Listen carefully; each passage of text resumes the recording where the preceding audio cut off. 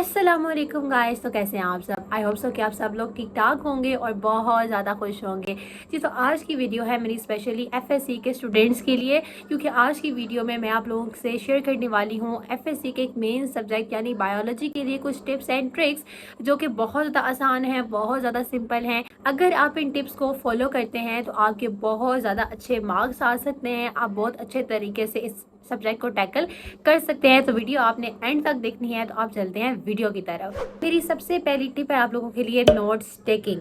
देखिए, नोट्स बनाना आप लोगों के लिए बहुत ज़्यादा ज़रूरी है। अब आप कहेंगे कि कैसे? देखिए, आप लोग अगर अपनी बुक्स को देखें ना, तो इतनी मोटी बुक हो, ठीक है, क्या आप बगैर नोट्स के पढ़ सकते हैं? आप नहीं पढ़ सकते, आपसे नहीं पढ़ा जाएगा। अगर आप पढ़ भी लेते तो रिवीजन करते वक्त आपको बहुत ज़्यादा प्रॉब्लम फेस करनी पड़ सकती है, आपका टाइम मैनेज नहीं हो पाएगा। ये ज़्यादा ज़रूरी क्या है? नोट्स बनाना। देखिए, अगर आप एक ऐसे कॉलेज में पढ़ते हैं जहाँ पर आपको ड्यूरिंग लेक्चर नोट्स बनवा दिए जाते हैं तो वेल एंड गुड, आपको बहुत ज़्यादा आसानी होगी फिर। लेकिन अगर आप एक ऐसे बच्चे हैं जो कि ऐसे कॉलेज में पढ़ते हैं जहाँ पर उनको नोट्स नहीं बनवाए जाते कॉलेज में, तो कोई मसले वाली बात नहीं है। आप घर आएँ, आप उस टॉपिक को जो आपने आज कॉलेज में पढ़ा है, ठीक है, आप उसको 3 से 4 दफ़ा रीड करें। रीड करने के बाद आपको समझ आना शुरू हो जाएगी टॉपिक की, आपको मेन पॉइंट समझ आना शुरू हो जाएंगे। आप उन पॉइंट्स को उन नोट्स की शक्ल में अपने एक रजिस्टर के ऊपर लिखें, ठीक है। इससे क्या होगा कि आपके नोट्स बन जाएंगे, आपके मेमोरी के अंदर लॉन्ग टर्म के लिए वो इन्फॉर्मेशन सेव हो जाएगी। अगर आप एक ऐसे कॉलेज में पढ़ते हैं ना जहाँ पर आपको नोट्स बनवा दिया जाता है कॉलेज में ही, तो फिर आपने घर आना है, उन नोट्स को आपने 1 से 2 दफ़ा आपने रीड करना है, दैट्स इट, आपको वो टॉपिक क्लियर हो जाएगा। क्योंकि रट्टा मारने की ज़रूरत नहीं है, ठीक है। बहुत लॉन्ग टर्म के लिए, याद करने के लिए नहीं मैं आप लोगों को कह रही कि आप बैठ जाए और घंटा घंटा आप एक ही टॉपिक को पढ़ते रहें, और भी बहुत ज़्यादा काम होते हैं आप लोगों को, मुझे पता है, ठीक है। तो आप लोगों ने नोट्स को लाजमी पढ़ना है, नोट्स से ही याद करें। अगर आपका टेस्ट है तो फिर आप सिर्फ नोट्स को ही कंसीडर करेंगे, ठीक है। वैसे आप साथ साथ कोशिश करें कि अपने टेक्स्ट बुक को भी आप ना भूलें, उससे भी रीड करते रहें। Second tip is use of highlighter. देखिए, आप लोग कोशिश करें कि 3 से 4 कलर्स के ना हाइलाइटर्स ले लें। अगर मैं आप लोगों को बोलूँ तो आप एक ग्रीन में ले लें, ठीक है, आप एक पिंक में ले लें, एक येलो में ले लें एंड एक आप ऑरेंज में ले लें। ये 4 ऐसे कलर्स हैं जो कि अगर आप यूज़ करें अपनी बुक के ऊपर, आपकी बुक अट्रैक्टिव लगती है ना, प्यारी लग रही होती है, ठीक है। तो आपको पता है कि प्यारी चीज़ों को ना वैसे ही हमारा बड़ा दिल करता है पढ़ने को और उनको देखने को। आप ये कोशिश करें कि जितने भी आपके मेन पॉइंट्स होते हैं ना बुक में, आप उनको हाईलाइट कर लें। अब आपने क्या करना है कि आप एक डार्क कलर का हाईलाइटर रखें अपने पास, जिससे आप हेडिंग के वर्ड को आप हाईलाइट करें, ठीक है। नीचे अगर आपको कोई एक्सप्लेनेशन अच्छी लग रही है जो आपको लग रहा है कि इंपॉर्टेंट है, तो आप उसको एक लाइट कलर के हाइलाइटर से उसको हाईलाइट कर लें, और एक लाइट कलर के हाइलाइटर से एमसीक्यूज वाले जो लाइन होगी ना उसको भी आपने हाईलाइट कर लेना है। ये चीज़ आपको बहुत ज़्यादा हेल्प आउट करती है, ठीक है। जब आप पढ़ते बैठे हैं तो आपको पूरा पूरा पेज नहीं पढ़ना पड़ता, आप जस्ट हाईलाइटेड पॉइंट्स को पढ़ेंगे और आपकी तैयारी हो जाएगी और आपका बहुत ज़्यादा टाइम जो है वो सेव हो जाएगा। देखिए, हाईलाइटर के साथ साथ आप लोगों ने कोशिश करनी है कि आप मेन पॉइंट्स जो है ना वो अपने बुक्स के साथ पेस्ट भी डालें। आप स्टिकी नोट्स ले सकते हैं, ठीक है, उसके ऊपर आप मेन पॉइंट्स को लिख सकते हैं और आप फिर उसको अपनी बुक पे पेस्ट कर लें। देखिए, जब भी आप पेज खोलेंगे, आपकी नज़र उस स्टिकी नोट पे पड़ेगी तो आप उसको रिकॉल कर लेंगे, ठीक है, और आपको लॉन्ग टर्म के लिए वो इन्फॉर्मेशन याद रहेगी। अब देखिए, हमारे पास एक चैप्टर है हमारे फर्स्ट ईयर में, वहाँ पर ना थोड़ा बहुत लेंथी क्वेश्चन है, तो मैंने उनको ऐसे रजिस्टर से पेज लिया, ठीक है। आप कोई भी पेज ले सकते हैं, रजिस्टर से ले लीजिए, जिधर से मर्जी ले लें, ठीक है। आप वाइट पेज भी यूज़ कर सकते हैं। उसको मैंने क्या किया कि मैंने यहाँ पर उसके पॉइंट्स बना के ना, तो मैंने उसको अपनी बुक के ऊपर पेस्ट कर लिया। देखिए, अगर मैं इस इन्फॉर्मेशन को किसी ऐसे पेज पे लिखती जो कि बाद में मुझे लगता था गुम हो जाना है, ठीक है, या फिर मैं किसी रजिस्टर पे लिख लेती, तो बार बार इससे मेरी नज़रों के सामने से नहीं गुजरना था। ये टॉपिक मुझे थोड़ा सा मुश्किल लगा था। मैंने इसके पॉइंट्स बनाए, अपनी बुक पे पेस्ट कर लिए। जब भी बुक खोलती थी मैं नज़र इन पे पढ़ती थी और वो मुझे हमेशा हमेशा के लिए याद रह गए, ठीक है। तो ये टिप बहुत बेहतरीन है, आप इसको फॉलो कर सकते हैं। अच्छा जी, तो अब हमारा एक मेन पॉइंट है जी, प्रोटेक्शन। अब आप कहेंगे कि पढ़ाई में प्रोटेक्शन की तरह से आ गई, आपने प्रोटेक्शन करनी है अपने नोट्स की, ठीक है। देखिए, मैंने ऐसे बहुत से बच्चे देखे हैं जो कि पूरा साल बहुत मेहनत कर करके नोट्स बनाते हैं and at the end of the year उनके नोट्स गुम हो जाते हैं। गुम कैसे होते हैं? वो अपने दोस्तों के साथ शेयर करते हैं, ठीक है, उनके दोस्त उनको वापस नहीं करते हैं, उनसे दोस्तों से गुम हो जाते हैं। तो ये जो है ना सारे काजेज होते हैं गुम होने के। आप कोशिश करें कि आप, अव्वल तो ये होता है ना कि बच्चे शेयर नहीं करते अपने नोट्स, ठीक है, ये भी एक अच्छी बात है। लेकिन अगर आप ये समझते हैं कि शेयरिंग इज़ केयरिंग, तो फिर आप जो है वो नोट्स एक दिन अपने दोस्त को दें, अपने क्लास फेलो को दें, अगले दिन आप उसको बोले कि मुझे वापस कर दो, ठीक है। इससे आपके नोट्स गुम नहीं होंगे। देखिए, एक स्टूडेंट के लिए सबसे बेहतरीन चीज़ उसके नोट्स होते हैं। अगर उसके नोट्स ही गुम हो जाएँगे तो फिर वो बेचारा क्या करेगा? तो रिग्रेट से बचने के लिए अपने नोट्स की खुद प्रोटेक्शन करनी पड़ेगी। बेहतरीन काम तो ये है कि आप अपने नोट्स जो है वो व्हाइट पेजेस के बजाय खाली पेजेस के बजाय आप एक रजिस्टर लें, उसके ऊपर बनाएँ। इससे आपके सारे नोट्स सेफ रहेंगे कि एक पेज गुम हो जाता है ना, हमें ज़्यादा पता नहीं चलता। लेकिन अगर हमारे एक रजिस्टर हमारी नज़रों से ओझल हो जाएगा ना, फिर हमें टेंशन हो जाएगी कि अच्छा मैंने इसको ढूँढना ही ढूँढना है, ठीक है? तो जब आपका एक रजिस्टर होगा, आपके सारे नोट्स उसमें सेफ होंगे। अगर खुदा न ख़वास्ता कहीं गुम भी हो जाता है तो आप फिर उसको बहुत ज़्यादा ज़िम्मेदारी से उसको ढूँढते भी हैं, ठीक है? तो कोशिश करिए कि पेजेस के बजाय फाइल बनाने के बजाय आप एक रजिस्टर लें, उसके ऊपर अपने सारे नोट्स बनाएँ। बहुत सेफ काम हो जाएगा आप लोगों के लिए, ठीक है? जी, तो अगली मेरी टिप है डायग्राम्स। देखिए, आपके एफएससी के अंदर ना पार्ट 1 एंड पार्ट 2 के अंदर डायग्राम्स बहुत ज़्यादा इंपॉर्टेंट है। लाइक फर्स्ट ईयर में डायग्राम्स इतनी भी ज़्यादा नहीं है, लाइक आप लगा लें सेल वाले चैप्टर में है और कुछ और गिनती के डायग्राम्स है, बाकी इतने ज़्यादा फर्स्ट ईयर में नहीं है। ज़्यादा डायग्राम्स आपकी आती है सेकेंड ईयर में। आपने कोशिश ये करनी है अपने फाइनल बोर्ड के एग्जाम के अंदर कि आपने क्वेश्चन वो चूज़ करना है जिसमें डायग्राम्स हो, ठीक है? लाइक आपने पहला वाला क्वेश्चन ही वो अटैम्प्ट करना है जिसमें डायग्राम आपको अच्छे से बनानी आती हो और उसके अंदर वो सुटेबल भी हो। इससे एग्जामिनर अच्छा इंप्रेशन पड़ जाता है आपका। फिर आप जो है वो कर सकते हैं कोई और क्वेश्चंस भी, लाइक जिसमें डायग्राम्स ना भी हो। लेकिन अगर आप एक अच्छे मार्क्स गेन करना चाहते हैं तो ये बहुत अच्छी ट्रिक है कि आप पहले वो वाला क्वेश्चन सॉल्व करें जिसमें डायग्राम आती है। अच्छा, अब आपने डायग्राम की प्रैक्टिस कैसे करनी है? देखिए, जैसे ही आपका सेशन स्टार्ट हो रहा है ना, आप तब ही से थोड़ी-थोड़ी डायग्राम्स की प्रैक्टिस करना शुरू कर दें। देखिए, एग्जामिनर जो होता है ना आपका, वो बायोलॉजी का टीचर होता है, वो ड्राइंग का टीचर नहीं होता, स्केचिंग का टीचर नहीं होता, ठीक है? तो उससे जस्ट आपकी इतनी डायग्राम दिखनी है कि जो मतलब अच्छे से आपने बनाई हुई हो, ठीक है? और लेबल भी अच्छे से की हुई। बहुत ज़्यादा टाइम आपने अपने डायग्राम्स पे भी नहीं लगाना, ठीक है? थोड़ा-सा टाइम रोज़ का दें आप डायग्राम्स को, उसकी प्रैक्टिस करें और बस आपकी डायग्राम्स ठीक हो जाएंगी और कोई ज़्यादा आपने इसमें रॉकेट साइंस लगानी। देखें, ये जो मैंने आपको ट्रिक्स एंड टिप्स पहले बताई है ना, ये आपके पार्ट 1 के लिए भी थी एंड पार्ट 2 के लिए भी थी। अब जो मैं आप लोगों को बताऊंगी ये मैं डिवाइड करूंगी, लाइक पार्ट 1 का अलग एंड पार्ट 2 का अलग। तो अब हम चलते हैं अपने मेन पार्ट 1 एंड पार्ट 2 की तरफ। देखिए बच्चों, जब हम लोग फर्स्ट ईयर की बायोलॉजी की बात करते हैं ना, तो कुछ बच्चों को इसमें किंगडम्स वाले चैप्टर से बहुत ज़्यादा प्रॉब्लम हो जाती है। लेकिन आपने एक बात याद रखनी है कि जो किंगडम वाले चैप्टर्स है ना, ये आपने पूरे पूरे याद नहीं करने, इतने भी ज़्यादा इंपॉर्टेंट नहीं है कि आप इसकी हर चीज़ रटेंगे। कुछ कुछ मेन चीज़ें करनी है, लाइक जो किंगडम एनिमिलिया है ना, उसमें से जस्ट आप 10 से 12 शॉर्ट क्वेश्चन कर लें, वो इनफ है, ठीक है? इससे ज़्यादा करने की आपको इस चैप्टर को जरूरत नहीं है। इसके अलावा आप लोग कहते हैं कि हम लोगों ने फलानी चीज़ भी याद करनी है कि ये किस किंगडम से है, फलानी चीज़ भी याद करनी है कि किस किंगडम से है, फलाना एनिमल हमने याद रखना है किस किंगडम से है। इस चीज़ की आप लोगों को ज़रूरत नहीं है, इंपॉर्टेंट नहीं है। ऐसी चीज़ों पे आप टाइम ना वेस्ट करें, उन चीज़ों को टाइम दें जो कि इंपॉर्टेंट है। कुछ किंगडम्स आप लोगों के पास इंपॉर्टेंट भी है, लाइक इस किंगडम प्लांटी है, उसके अंदर आपके पास evolution of leaf and evolution of seed.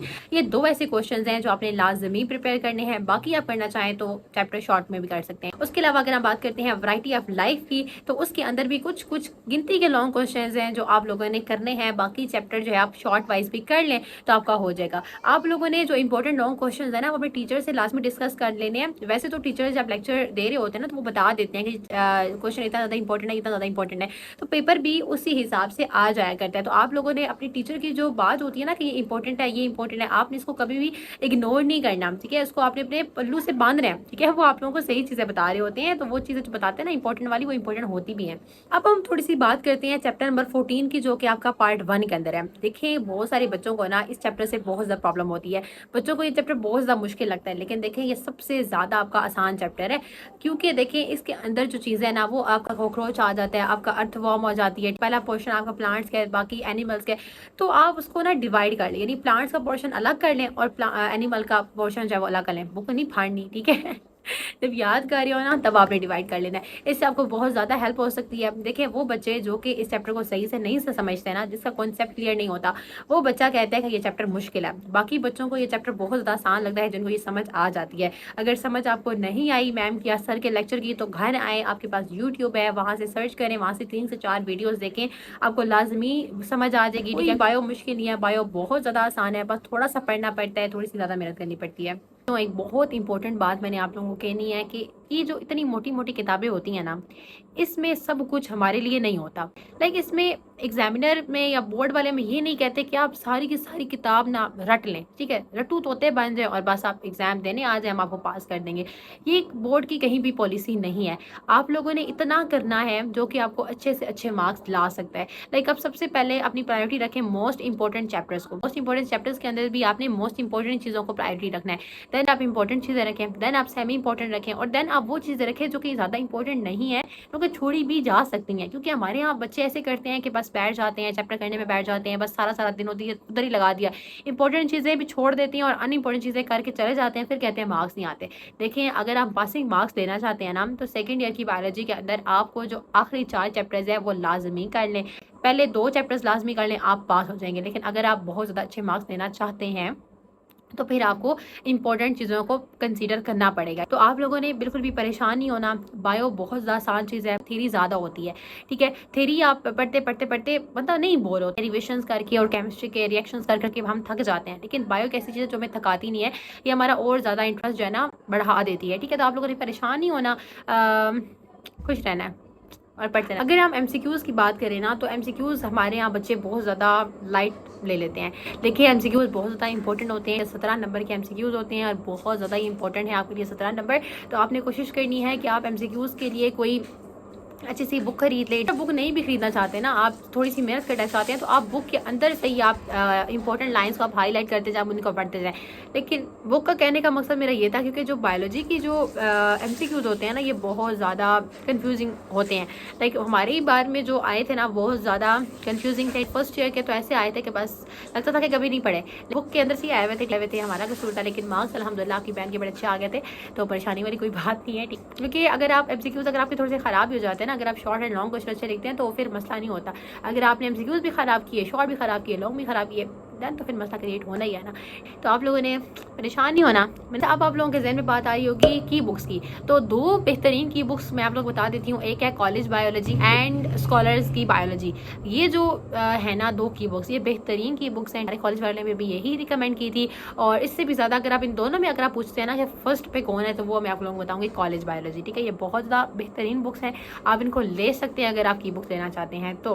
देखिए बच्चों, अब हम लोग बात करने वाले हैं बायोलॉजी के एग्ज़ाम के बारे में। देखिए, जो बायो का एग्ज़ाम होता है ना, ये बाकी सब्जेक्ट से थोड़ा मुश्किल होता है, क्योंकि इसके अंदर बहुत ही ज़्यादा कंफ्यूज करने वाले क्वेश्चंस पूछे जाते हैं।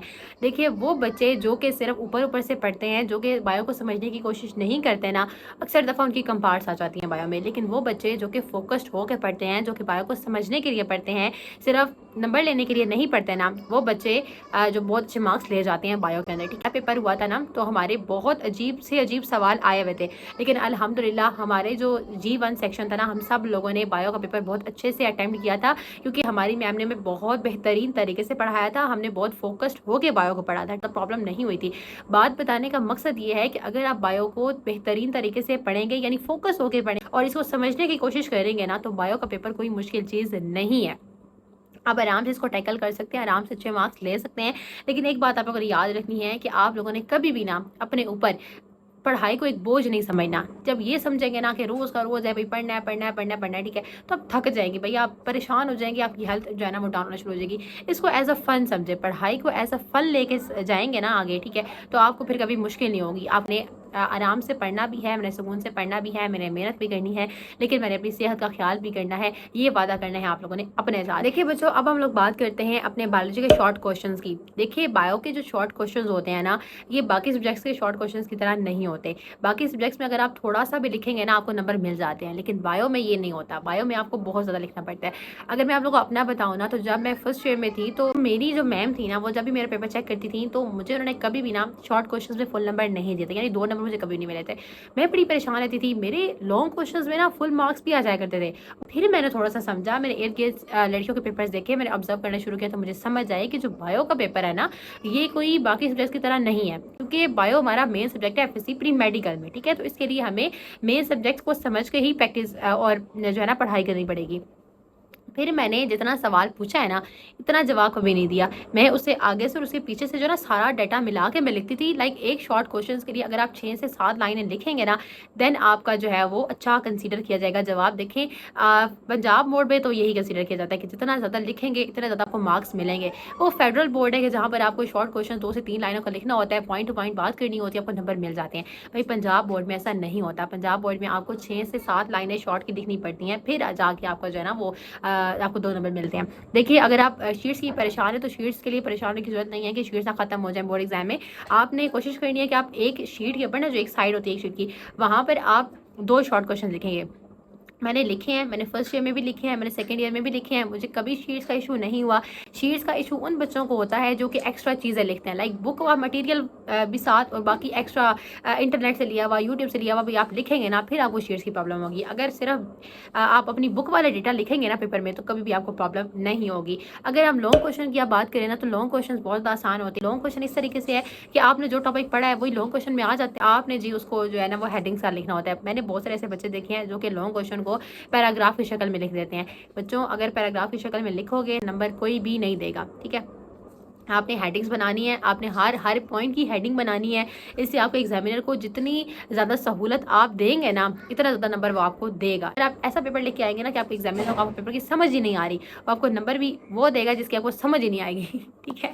तो आपने कोशिश करनी है कि अच्छा सा पेपर करें, नीट एंड क्लीन पेपर करें।